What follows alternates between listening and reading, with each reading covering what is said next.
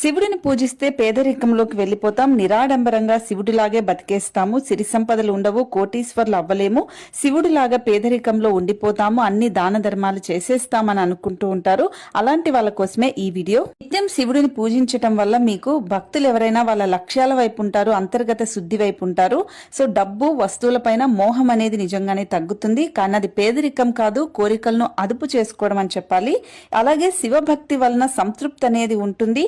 So చాలా మంది సంతోషంగా జీవిస్తారు, సంతృప్తిగా అనవసరమైన ఖర్చుల నుంచి బయటపడతారు, వ్యామోహాల నుంచి బయటపడతారు.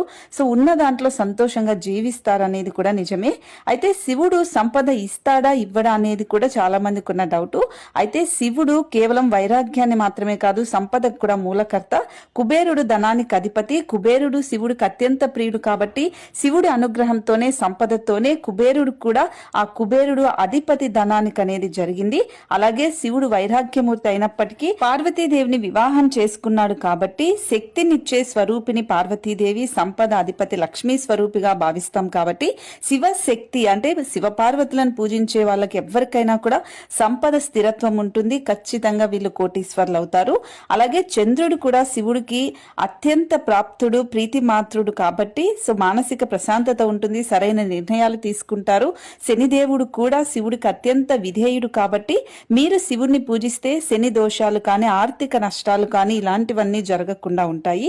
అలాగే శివుడిని పూజించడం వల్ల మీకు జ్ఞానము, మానసిక బలము, సంతృప్తి ఉంటుంది, ధైర్యం ఉంటుంది, నిర్ణయాలు కూడా చాలా మంచిగా తీసుకుంటారు. అయితే శివుడిని పూజించడం వల్ల మీకు కలిగే మార్పుల్లో నిజంగా చెప్పాలంటే మీరు మానసిక ప్రశాంతత ఉంటుంది, ఒత్తిడి నుంచి దూరం అవుతారు, ఒత్తిడి ఇవన్నీ కూడా తగ్గించుకుంటారు, ధైర్యం పెరుగుతుంది. ఎందుకంటే శివుడు మహాకాలుడు కాబట్టి కాలానికి అతీతుడుగా పూజిస్తాం కాబట్టి ధైర్యము, ఆత్మవిశ్వాసం మీకు పెరిగి కష్టాల నుంచి మీ అంతకు మీరే శక్తివంతంగా అధిగమించుకొని బయటపడతారు. అలాగే కోరికలు ఖచ్చితంగా అదుపులోనే ఉంటాయి. శివుడిని పూజించే భక్తులు మంచి వాళ్ళ చెడ్డ వాళ్ళ అనేది పక్కన పెడితే వీళ్ళ దగ్గరికి మరణం రావాలన్నా భయపడతారు, యముడు వీళ్ళ దగ్గరికి రావాలంటే కూడా భయపడతాడు. కాబట్టి శివుడు సంపదలు ఇస్తాడు, అన్ని కూడా ఇస్తాడు. నిర్మోహమాటంగా శివయ్యని పూజిస్తే అన్నీ మీకు వస్తాయి. ఈ వీడియోని తప్పకుండా అలాంటి వాళ్ళకి షేర్ చేయండి.